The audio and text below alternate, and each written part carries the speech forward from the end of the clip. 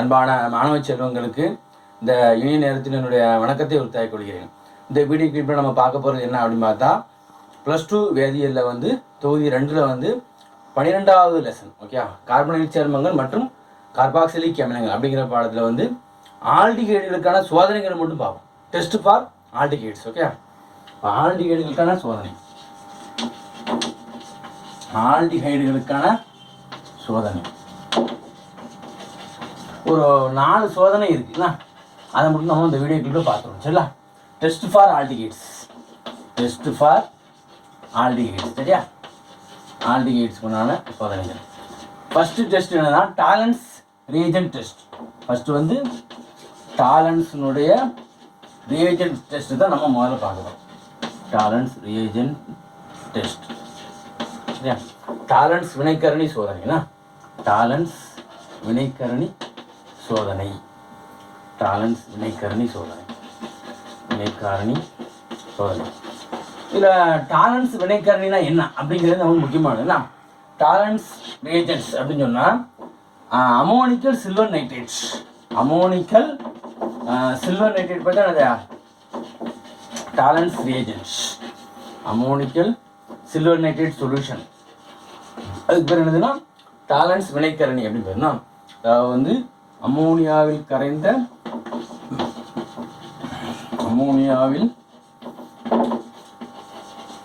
கரைந்த silver nitrate கரைசல்னா, silver nitrate கரைசல். சரி, இப்போ அந்த அமோனியாவில் கரைந்த சில்வர் நைட்ரேட் கரைசலை வந்து சில்வராக ஒடிக்கும். இது ஆல்டிகைடு சரிங்களா. அப்போ வந்து ஆல்டிகைடு வந்து சிறந்த ஒடுக்கும் காரணியாக இருக்குது அப்படிங்கிறது நம்ம இதுலேருந்து தெரிஞ்சுக்கலாம் சரிங்களா. இப்போ நான் என்ன பண்ண போகிறேன் அப்படின்னு பார்த்தா, ஒரு டெஸ்ட் டியூப்பில் வந்து ஆல்டிகைடை எடுத்துக்கிறேன். RCHO ஆல்டிகைடை எடுத்து நான் டாலன்ஸ் வினைக்கரணி ஊற்றுறேன். டாலன்ஸ் வினைக்கரணி என்னது, அமோனியாவில் கரைந்த சில்வர் நைட்ரேட் சரியா. ஆக்சுவலாக இது எப்படி இருக்கும் அப்படின்னு பார்த்தா, இப்போ அமோனியம் ஹைட்ராக்சைடில் வந்து சில்வர் நைட்ரேட் இருக்கும் சரிங்களா, AgNO3. இது ரெண்டும் சேர்ந்து என்ன ஃபார்ம் ஆகும் அப்படின்னு பார்த்தா AgOH சரியா. அதாவது அமோனியம் நைட்ரேட்டும் ப்ளஸ் சில்வர் ஹைட்ராக்சைடு ஃபார்ம் ஆகும். இந்த சில்வர் ஹைட்ராக்சைடு தான் அமோனியம் ஹைட்ராக்சைடோடு சேர்ந்து, சில்வர் ஹைட்ராக்சைடும் அமோனியம் ஹைட்ராக்சைடும் சேர்ந்து நமக்கு வந்து இந்த மாதிரி டாலன்ஸ் வினைக்கரணி உண்டு பண்ணுது. எப்படி அப்படின்னு பார்த்தா AgNH3 ட்வைஸ் சரியா. இது ப்ளஸ் அப்புறம் OH minus okay, plus H2 plus என்னது H2 டையமின் சில்வர் ஹைட்ராக்சைடு. இது பேர் என்னது டைஅமீன் சரியா. Silver hydroxide, silver hydroxide, silver hydroxide இது பேர் தான் வந்து என்னது அப்படின்னு பார்த்தா டாலன்ஸ் வினைக்கரணி. இந்த டாலன்ஸ் டையமின் சில்வர் ஹைட்ராக்சைடு தான் என்ன பண்ண போதும் வினையில் வந்து ரியாக்ட் பண்ணும் ஓகே. இப்போ நம்ம வந்து நான் என்ன பண்ண போகிறேன் அப்படின்னு பார்த்தா, அமோனியாவில் கரைந்த சில்வர் நைட்ரேட் கரைசலில் ஊற்றின உடனே இந்த இடத்துல என்ன ஆகுது அப்படின்னு பார்த்தா, பளபளப்பான வெள்ளி ஆடி உருவாகும். Bright silver mirror is formed, bright silver mirror is formed அப்படின்னு சொல்லுவோம் சரியா. அதாவது பளபளப்பான சில்வர் ஆடி வந்து இந்த இடத்துல உருவாகுது. ஏனால அப்படின்னு பார்த்தா உலோக சில்வர் வீழ்படிவாது சரியா. மெட்டாலிக் சில்வர் வந்து என்ன ஆகும், மெட்டாலிக் சில்வர் பிரிசிபிடேட் ஆகிறதுனால தான் இது ஃபார்ம் ஆகுது அப்படி தானே. மெட்டாலிக் சில்வர் வந்து பிரிசிபிடேட் ஆகுது PPT சரியா. இந்த இடத்துல வந்து மெட்டாலிக் சில்வர் பிரிசிபிடேட் ஆகிறதுனால நமக்கு என்ன ஆகுது அப்படின்னு பார்த்தா, இந்த மாதிரி பிரைட் சில்வர் மிரர் வந்து ஃபார்ம் ஆகுது.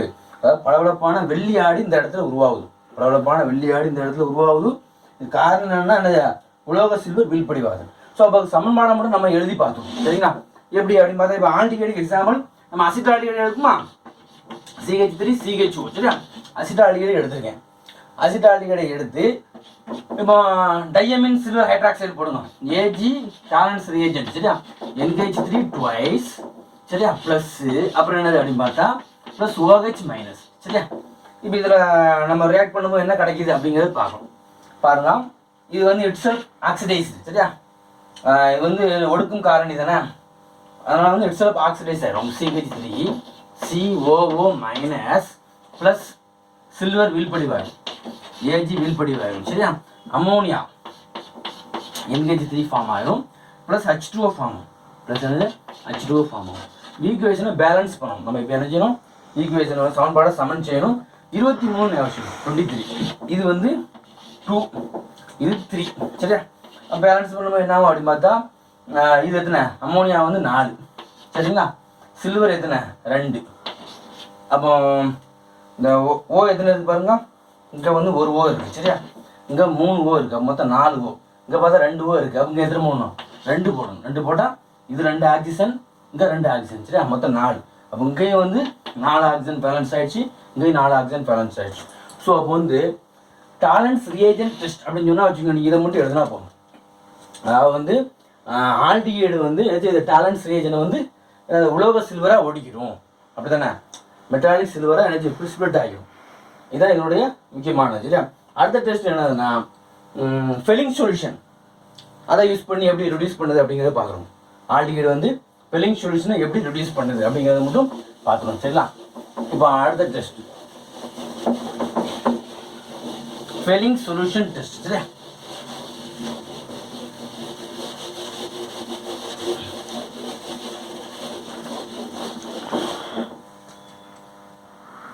ஃபெல்லிங் சொல்யூஷன் டெஸ்ட் ரெண்டாவது. ஃபெல்லிங்ஸ்னுடைய சொல்யூஷன் டெஸ்ட் அப்படின்னு சொல்லலாம். ஃபெல்லிங் கரைசல் சோதனை சரியா. ஃபெல்லிங் கரைசல் சோதனை, ஃபெல்லிங் கரைசல் சோதனை அப்படின்னா என்ன அப்படிங்கிறது பார்க்கணும்.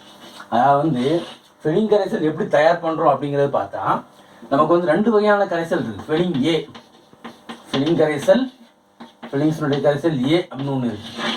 ஃபெல்லிங் சொல்யூஷன் ஏ சரியா. இன்னொன்று என்ன இருக்குது அப்படின்னு பார்த்தா Fehling solution B, Fehling solution கரைசல் பி இருக்குது சரியா. இப்போ இது 2 சம அளவு நம்ம என்ன செய்யணும், மிக்ஸ் பண்ணணும். ஃபெல்லிங் கரைசல் ஏயையும் சம கன அளவு சரியா, சம கன அளவு உள்ள ஃபெல்லிங் சொல்யூஷன் ஏ அப்படின்னா என்னன்னா நீரிய காப்பர் சல்பேட் சரியா. அக்வஸ் காப்பர் சல்பேட் கரைசல் தான் என்னது ஃபெல்லிங் சொல்யூஷன் ஏ சரியா. இது என்னது அப்படின்னு பார்த்தா சோடியம் பொட்டாசியம் டார்டேட், சோடியம் பொட்டாசியம் டார்டேட் இப்போ தான் என்னது ரோசலி சால்ட் அப்படின்னு சொல்லுவோம். இது பேர் என்னது ரோசலி சால்ட். இதோட ஸ்ட்ரக்சர் கூட நமக்கு தெரியும். Na ப்ளஸ் சரியா, HOH என்னது HOH தென் COO K ப்ளஸ், அதாவது சோடியம் பொட்டாசியம் டார்டேட் அப்படின்னு பேர் சரியா. இதை காரம் கலந்த சோடியம் பொட்டாசியம் டார்டேட் சரியா, காரம் கலந்த என்னது சோடியம் பொட்டாசியம் டார்டேட். ஸோ இந்த சம அளவு நீ அக்வஸ் காப்பர் சல்பேட்டையும் நம்ம சோடியம் பொட்டாசியம் டார்டேட்டையும் சம அளவு எடுத்துக்கணும். சம அளவு எடுக்கும்போது நமக்கு ஃபெல்லிங் கரைசல் உருவாகும். சம கன அளவு என்னது ஃபெல்லிங் சரியா. ஃபெல்லிங் ஏயையும் ப்ளஸ் என்னது ஃபெல்லிங் பியையும் மிக்ஸ் பண்ணிடும். ஃபெல்லிங் பியையும் மிக்ஸ் பண்ணும் சரியா. மிக்ஸ் பண்ணும்போது நமக்கு என்ன கிடைக்கும் அப்படின்னு பார்த்தா ஃபெல்லிங் கரைசல் கிடைக்கும். இப்போ என்னது ஃபெல்லிங் கரைசல் அப்படின்னு பேர்.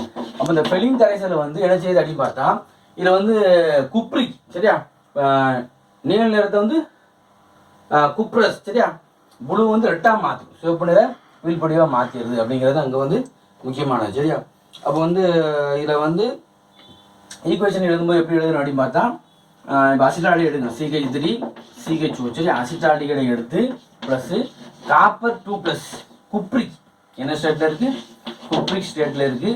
இது வந்து ப்ளூ கலர் சரியா, நீல நிறம் சரியா, ப்ளஸ்ஸு OH- சரியா. அப்போ வந்து இந்த குப்ரிக்கை வந்து என்ன மாற்றுது அப்படிங்கிறது முக்கியமானது. இது வந்து இட்ஸ் செல்ஃப் ஆக்சிடைஸ் ஓகே. அப்போ CH3 COO- ஆல்டிகைடு வந்து ஆக்சிடைஸ் ஆயிரும். அப்புறம் என்ன ஆயிரும் அப்படின்னு பார்த்தா காப்பர் இது வந்து Cu2O ஆயிடும் சரியா, குப்ரஸ் ஸ்டேட். எங்கே போயிருது குப்ரஸ்க்கு போயிருது.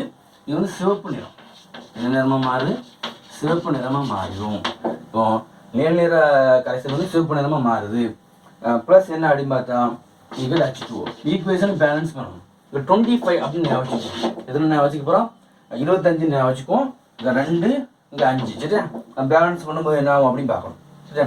காப்பர் 2 இருக்குது, ஆக்சிஜன் எண்ணி பாருங்க அங்கே 1, இங்கே வந்து 6 ஆக்சிஜன் இருக்குது. அப்போ இங்கே 2 எத்தனை ஹைட்ரஜன் இருக்குது, எத்தனை ஹைட்ரஜன் மொத்தம் 6 ஹைட்ரஜன் சரி. அப்போ 3 போடணும்.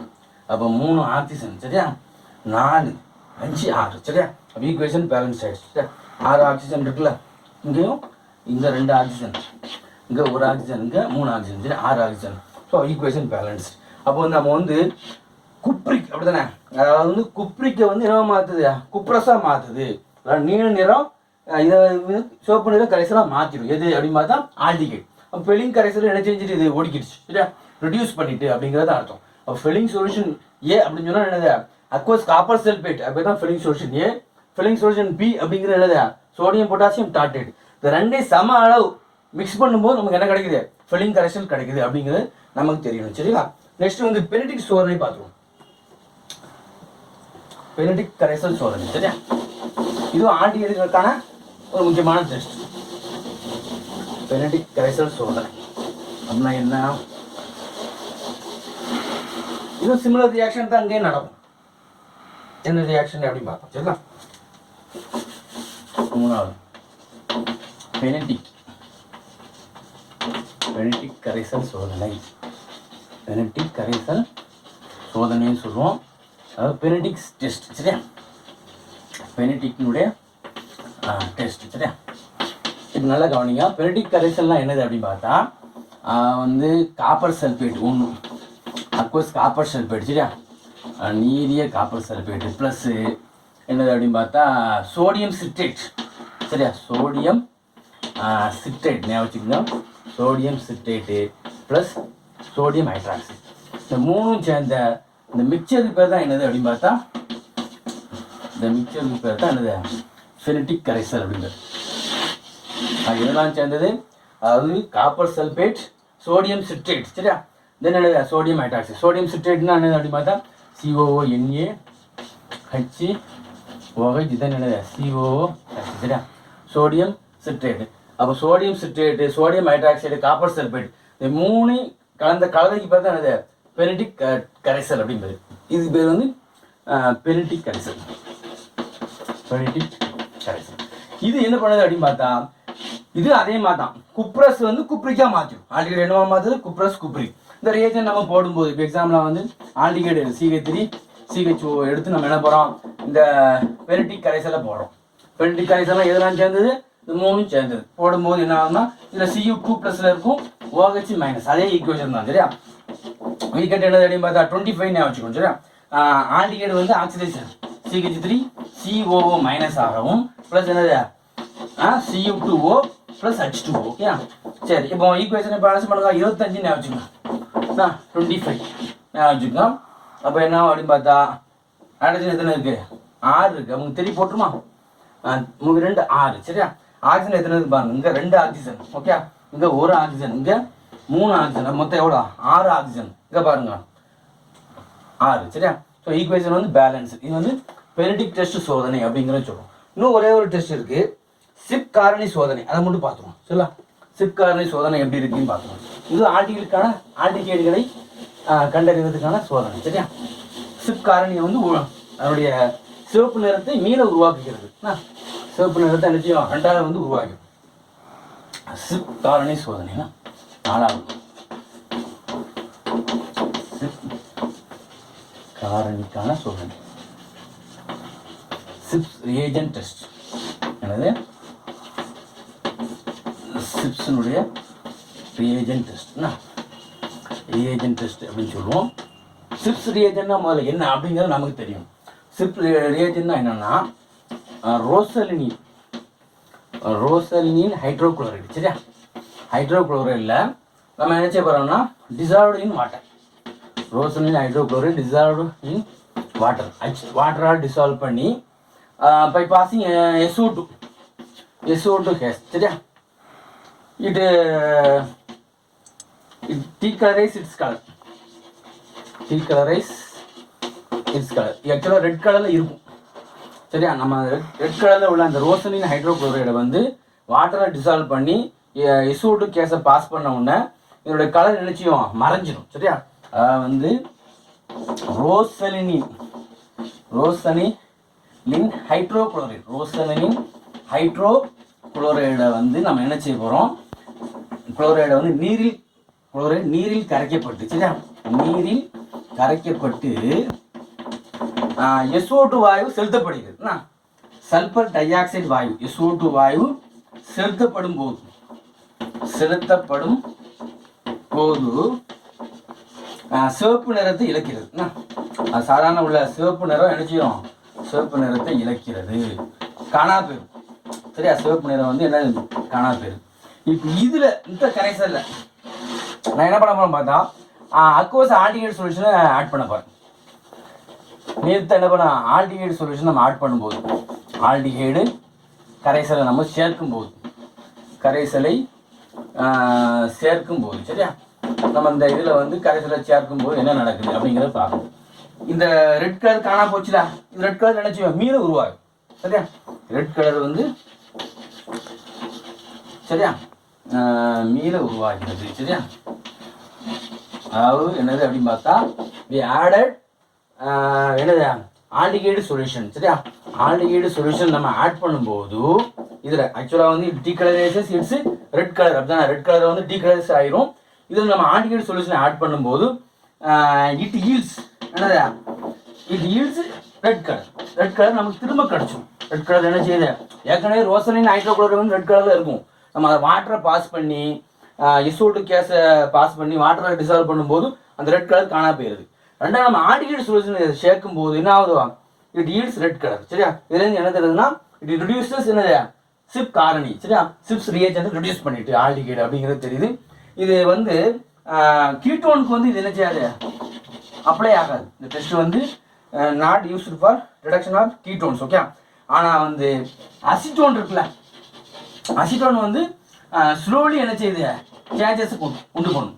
அதனால் அசிட்டோன் நம்ம என்ன செய்யலாம் யூஸ் பண்ணலாம். சரியா, கீட்டோனுக்கு வந்து பயன்படுத்தாது. இதனால் பெரும்பாலும் அசிட்டோனுக்கு வந்து ஸ்லோலியாக ரெட் கலரை ஃபார்ம் பண்ணுறதுனால நம்ம அசிட்டோனுக்கு பயன்படுத்தலாம் அப்படிங்கிறது இந்த சோதனை மூலமாக நம்ம புத்தகத்தில் கொடுக்கப்பட்டிருக்கு. சரியா, அப்போ இந்த வீடியோ கிளிப்பில் நம்ம பார்த்தது என்ன பார்த்தா, ஃபர்ஸ்ட் வந்து டேலன்ஸ் வினைக்கரணி சோதனை, ரெண்டாவது என்ன பார்த்தோம் ஃபெலிங் கரைசல் சோதனை, மூணாவது